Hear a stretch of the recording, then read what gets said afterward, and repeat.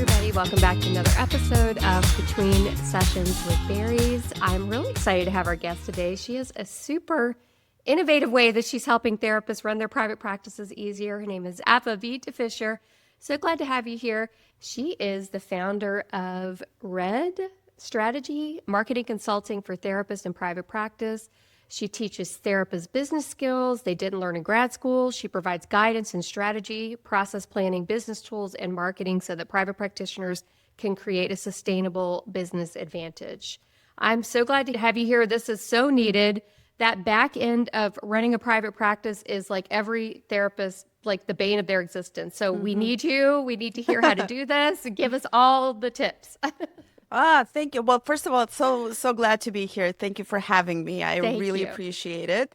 Tell us about you and who you are and how you got to this place where you're helping therapists. I think that would be really interesting to hear. Yeah. I'm a marketing consultant. I've been working with therapists since 2017, primarily as a coach and a consultant. And I've recently also launched a marketing community for therapists as well. Nice. So I've been learning about the needs of therapists for years and years, and I've been evolving my services, obviously, because of that. But what drove me to work with therapists was actually a personal story. Back in 2015, my apartment building where I lived with my family burned down. It was a big thing. I live in New Jersey. It was a huge fire. It was on the news from everywhere, but we lost everything. Yeah. And after a while, I was trying to kind of figure out how to move on emotionally because, there's a lot to take care. I was also pregnant with my second son at the time, and I had a 2.5-year-old. And I started Googling things like how to overcome a fire emotionally, and I couldn't find any content that talked about the emotional aspect of it. And it was back in 2015, so 10 years ago. We probably have much more now. And when I was looking at therapists' websites, everybody was talking about trauma or PTSD, but I really could not relate to that. I didn't associate myself with that. That wasn't like long-term trauma. It was more just like this incident that really, Yeah, I mean, it was an unfortunate incident in my mind. It was like a hardship. I didn't think of it as a trauma then. Maybe it's a generational thing, but, And long story short, I did find a therapist by word of mouth who helped me a lot. And through working with with her, I also realized I already had a new kind of consultancy that was working with just small businesses. But then I thought, that would be so great to bridge the gap between what people are looking for when they're looking for therapy services to how therapists present themselves. Because I've found that the therapists presented themselves in a very professional jargon kind of speech and as if they're talking to people who already understand what therapy is all about.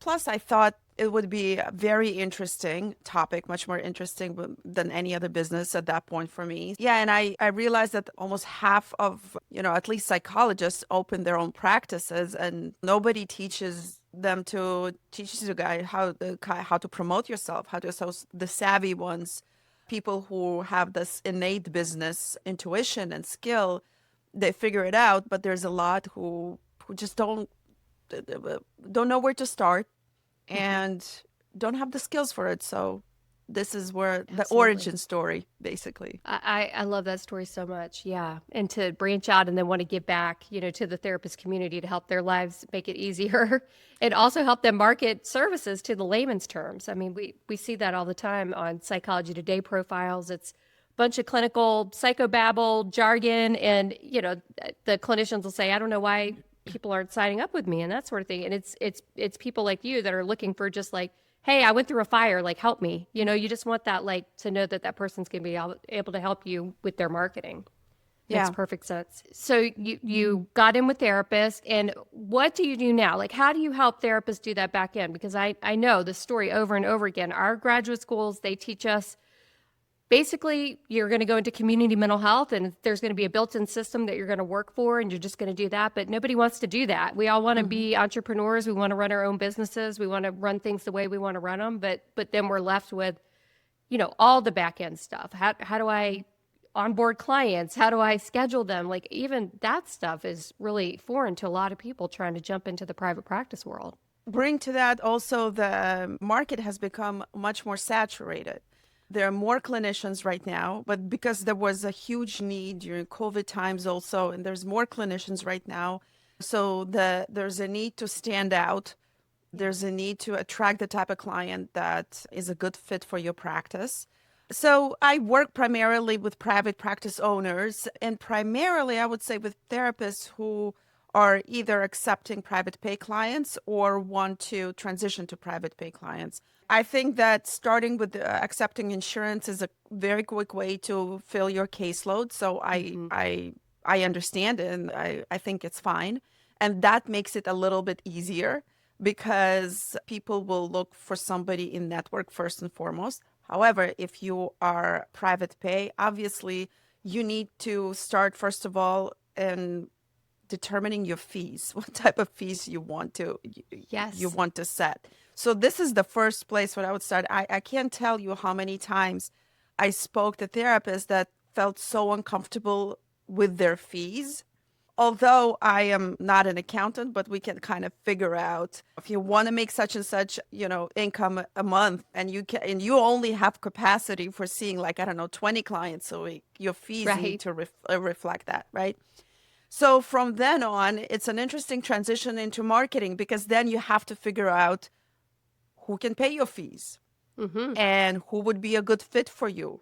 When we start working at this, we really start from the foundation. We need to figure out who your ideal client is, right? So once you understand how much you can charge, who can pay your fees, and if you want to work with them at all, then you can start developing a system to attract this person. And then we can put together a plan based on your resources and availability of how you're going to attract this type of person consistently. So how do you help the therapist? Because I see this all the time too. It's like there's no way I'm charging $250 for a session, although the alternative is kill yourself. I mean, work so much that you have nothing left for anybody, even yourself, So how do you help with like that mindset? Do you like show them the numbers? Like how do you break through that fear or whatever you want to call it, mindset that I can't charge more? Right. Yeah. So the first thing that I'm going to say is that I will say what doesn't work. It doesn't work to say, I'm going to charge this fee because I know my worth. I think that this is the worst type of know your worth. How? How should I know your worth? It's a very difficult thing to overcome, right? So what I do when I work with my clients, I do a competitive analysis. So I look at their competition in the marketplace, which probably in their geographic location, and based on their niche after we determine who their ideal client is. And I'm looking at the competition. I'm looking at a lot of things. When I'm looking at the competition, I'm looking at messaging, I'm looking at the online presence, but I'm also looking at fees. And most therapists do post their fees on the website or Psychology Today profile. And a lot of times it helps fix it immediately because people see, okay, I'm not crazy for wanting to charge this fee. Everybody does it, I'm not going to lowball myself. I'm not going to compete on price because then, and I never advise to compete on price. Like we're cheaper, therefore come to me because that just is terrible for your brand. Unless you can, I don't know. I don't. No situation. Don't do it. I would, but yeah, I would say that this is, once you look at how you compare to other people in your area, other providers, this mindset shift becomes much easier. That's so smart. Absolutely. To see that, even to be competitive because it almost undermines you in a way, right? If everybody's charging $250 and you're charging $50 a session, people might even see that and think, maybe this person isn't an expert. Why are they charging so little? I don't know. I feel like that could work against you as well, Absolutely. And also, okay, if you're so stressed out and you feel your caseload, with clients who can only pay you like, I don't know, $100 a session, right? And then we know that statistically clients stay with you for about 16 weeks. That's just statistics that are available nationwide, right? So it Yeah, means that you're going to be seeing this client for 16 weeks at $100 a session. That's a problem for your revenue, right? So that breeds resentment sometimes, that does. that contributes to burnout, and it's hard because also this client will probably stay with you for a long time because they can't find anybody else at this price. So yeah. Absolutely. Yeah. So smart. So, how do you help the clinician that comes and maybe is on all the insurance panels? What is your workflow for that to help people get on? Because I know that's a huge. Because it's like, gosh, I've got all my clients are insurance based. If I transition off, will they still want to work with me? How do I transition them over to private pay? Like that whole process. Is there a workflow for that that you could help people with? I never say that you should like do it cold turkey. You know, Mm-hmm. I ask, what is the capacity to add a few private pay clients to your Hmm. schedule? So we start small, right? Once you Nice. add a few private pay clients, and this way you're not stressed out about, transitioning all your clients from insurance to private pay. But you need to have a plan. I mean, you see how your marketing starts working with attracting new private pay clients, right? And you can set a boundary for yourself. Like, yes, you accept insurance, but you can say, I accept only this amount of insurance clients, you know, and the rest can be private pay. Now, ethically, I know some people don't feel comfortable with, maybe. Usually with group practices, I see that some clinicians in the group practice will accept insurance while others won't. And then it becomes a little bit easier in that respect. Yeah, but transitioning, I mean, you don't need to disclose everything. It's your practice. It's Mm-hmm. your business. You need to make a living with it. That's great advice. And even in my work with therapists, giving advice around, well, let's get you off the lowest paying panel first and then, see how that goes and then slowly work towards getting off all the panels if that's what you want to do. Mm-hmm. Yeah. Right. Yeah. Yeah. Mm-hmm. I even worked with somebody, anecdotally, I worked with somebody who was seeing people with different locations, in different Mm-hmm. locations. And then she moved and she wanted to see clients in her town once a week, right? And I said, how about we try this with only private pay clients in this Mm-hmm. particular location? And she was so nervous and everything. But we looked at the numbers. I said, what do you have to lose? Because the rent was really, really low. All you have to lose is you pay out of pocket for rent out of pocket. You can't cover the rent, which would probably not work. I mean, there's no way that you wouldn't have at least one client to cover your rent, right? I mean, Mm-hmm. yes, Mm-hmm. your schedule for the day and so on, but it's a new location. Nobody knows you. You can fill your day pretty quickly with private pay clients. Why not? Try it out. Yeah. So she did, and it Mm-hmm. worked out. That's amazing. So aside from those logistics, which are huge for people, how can you help in the back end, like automating processes, streamlining things to make it run more smoothly? Because Hmm. this is another big thing I hear, right? It's like okay, all right, making the leap. I'm going to go into private practice. I've got like 3 clients. I have no money coming in. How in the world would I hire somebody to help me do this? And a lot of people don't, understand like to scale and grow, you almost have to hand some of that stuff off to somebody else to manage for you or to help you at least get that set up to make space essentially so you can scale so you can get more clients in the door, that sort of thing. So how do you what are some things in the back end that you can help with that? In that particular case, when somebody's just starting out, there's a lot that they need to set up first, right? They Okay. need to Mm-hmm. build a website.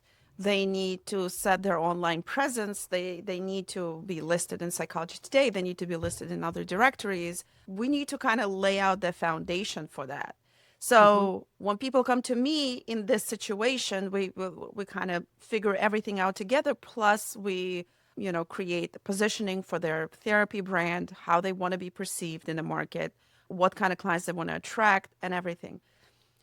So a lot of times, what happens is what I see a lot when people in this position start running Google ads, trying to fill their caseloads quickly, but they don't have all this infrastructure in place. See, their website doesn't reflect the type of client that they're trying to attract. So I see this being a mistake that people do right away. Because of that, I created my community because I have tutorials and lessons, and it basically takes you from point A to point B to set up your infrastructure. If you want to do it on your own, because a lot of people are strapped for cash. I understand they're bootstrapping and they don't want to invest in coaching and consulting. So this is a great option. If you are in a different place, if you have the processes set up and what you need is a consistent flow of clients, not only like filling your caseload, but that works for people who have small group practices, or that works for people who have a caseload, but they want to, to maintain it. They don't want those dips, especially when we're talking about like summer is coming. There's going to be a slump a little bit in the summer. So in that case, I really look at what they're doing. So what are they using? What is their online presence, for example? How well their website is generating traffic? How are they listed? I'm looking at their, listings, even so Psychology Today profile. Sometimes just rewording your profile or rewriting it, editing it can make a huge difference. So we'll look at that. But the most important thing is that I want the entire online presence, social media, directories, traffic to go to one funnel. So everything has to be attracted to one system.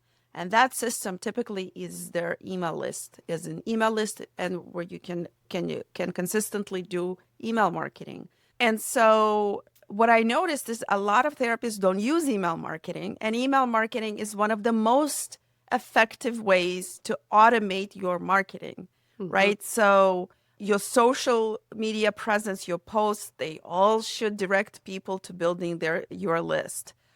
Your direct traffic that lands on your website, most people will not book an appointment with you. Most people are not ready. There should be something that captures their email addresses so you can continue the conversation via email and convert them after. And the beauty of email that you can automate, you can pre-write a whole bunch of emails that people are going to be receiving from now till the end of time. Anybody who signs up for your email list will be receiving, and that builds a pipeline of future clients. Obviously, we can talk about other channels like generating referrals through outreach. That is also not leveraged enough, I think. Big practices who have the funds typically have an outreach person, outreach director, or outreach manager who would do outreach to generate referrals. And that's also a strategy. But, marketing, the thing is with marketing is that there's so many channels that you can use. You can go on podcasts, you can be doing PR, you can do outreach, you can, even send out postcards in the mail. You can do anything. But the basic automated funnel, I think, is making sure that you have a strong online presence and consistently building your email list. Let's talk about even the word funnel, right? Because I know what it is, you know what it is, but I think like your general therapists, that just came out of grad school, I don't even know if they realize what a funnel is, like if we get back to basics, So what would a simplified funnel look like for somebody that you were setting up for them to help them? Person lands on the website, maybe they download a freebie or a contact form, enter into a contact form. Could you explain just what that funnel is so people understand what we're talking about and how a funnel helps and how you can set it up? I actually have a visual. I have a free marketing guide that has a visual of a funnel. So imagine an inverted pyramid. Let's visualize that. The top is all the places where you can get eyeballs. So basically social media, referral partners, outreach, anybody who enters your world because they found out about your practice. That's at the top of the funnel. Then the middle of the funnel, their interest is piqued. and they want to find out more about you. This is how they're moving kind of towards the middle. So they would go on your website. They would want to read a little bit more about you. Maybe they will want to download your freebie, a checklist, or take a quiz on your website and something like this. So this is an interest phase. And then it moves towards the thinner, it moves down to people who want to hear from you. And so they want to hear from you. And then this is where you start sending out emails. And they open your emails and they read what you share, what your point of view and everything. And when people are that engaged, they are going to be more likely to schedule an appointment with you. And sometimes this funnel moves very quickly. Sometimes it's just a few days just for somebody to make that decision. Yeah. Sometimes it takes months. Not everybody is ready to see a therapist very quickly. So this is basically, I try to describe the visual of a funnel. So this is what it means. Perfect explanation. Yeah. I think it's so important too to have like an intact funnel. You know what I mean? Because how many times have you gone to somebody's website and you enter a contact form, maybe you never hear from them again, or, they're like, we'll follow up in 3 days. You never hear anything. So having like this like professionally set up thing that is like, right. Yeah, that's seamless. Looks so professional, I think. And then having that nurture sequence come in right after that's, this is what I'm an expert in. And let me give you some tips to help you in your life. Like all of that helps like take them from that like really cold lead to that warm lead that eventually wants to work with you or refers a friend or something, That's right. And setting it up takes a little bit of time and expertise. Yeah. But once you set it up, all you do is maintain it, basically. Maybe you tweak it a little bit, maybe you fix something, but that's all there is to it. That's amazing. It's so important. I don't think we talk about that enough. Like, what is your like funnel to nurture these leads? Right. Yeah. Doing all that work on social media, trying to get people to your website. And if you don't have a good, consistent way to do it, it's not going to work. Right. Yeah. And actually, I've developed templates for a nurture sequence, and they're available for in my community. So because I saw like people don't know what to say, what should I say in the first email, in the second email, and a lot of times people start losing the readers because they're not saying what needs to be said to keep people's attention and interest. So that's also a very important aspect to it. I love that. Yeah.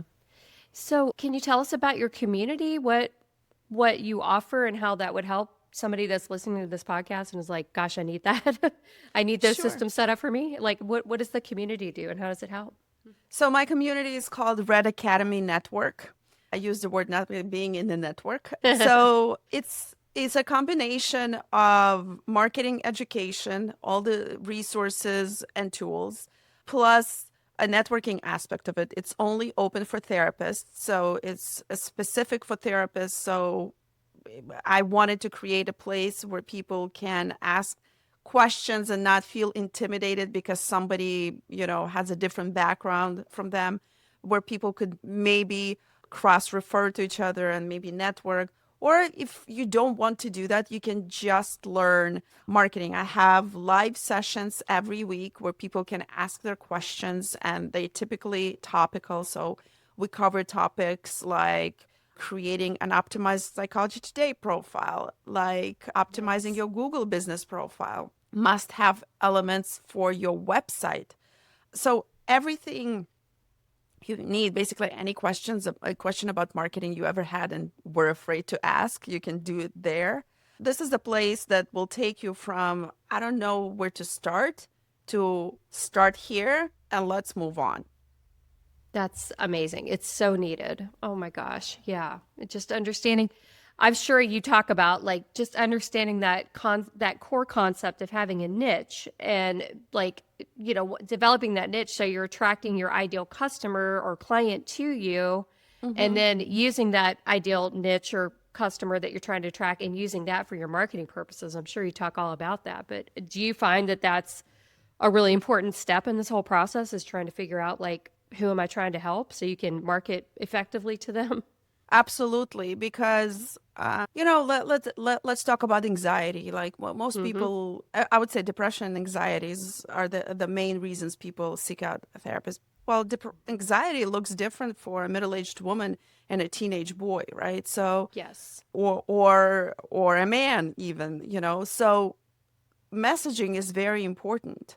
When you're talking about when you're trying to attract, kids and teenagers, your messaging needs to be directed to the parent because the Mm-hmm. parent is the decision maker, and the parent's concerns about their teenagers' anxiety are, different than a woman, let's say, in her 40s or 50s, anxious about her life and being, middle age or whatnot. So the language needs to reflect the type of person you're trying to attract, because at the end of the day, people want to be seen and understood.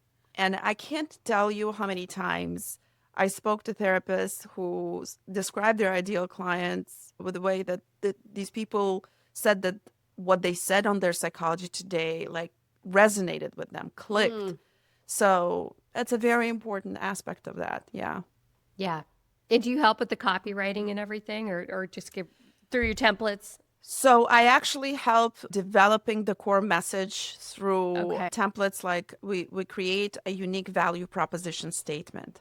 It's Nice. basically a statement that describes who you work with, how you can help them, and why you are the best person to help them. Mm-hmm. So that's a template that's available over there. When I work with my clients, I help them create this, and all the copy stems from that. I don't write copy for I'm not a copywriter, so I don't write Mm-hmm. copy for my clients, but I refer them to copywriters. That's a very different, set of skills. Yeah. But I do edit copy. I give my insight and recommendations and so on. Amazing. Oh my gosh, hmm you're offering so many helpful services for therapists. It's fantastic. Yeah. Sometimes maybe people get confused. It's too many. In essence, I'm offering clarity and direction and strategic steps. That's what Yeah, I'm. which is so important. I mean, because therapists don't know how to get from that. I just graduated. I'm in community mental health. How do I now get to this next place where I want to hang my shingle out and be able to do this successfully? Well, how do people find you if they want to work with you or talk with you? Where do they find you? Well, they can go to my website, Red Strategy, REDD strategy.com. Okay. They can also find me on LinkedIn. I am active there. Yeah. And I also have, you can find my community and my free guide if you go to redacademy.com, Mm-hmm. REDD academy.com. REDD. Yes. Well, thank you so much for taking the time today. I think this is going to be super helpful. Even getting therapists listening, their minds rolling around all of the ways to put this in place so they can be successful. And it's simpler than you would think. It's Mm-hmm. just requires organization and consistency. So, yeah. Yes, I love that. Thank you so much for coming. My pleasure. Thank you for having me.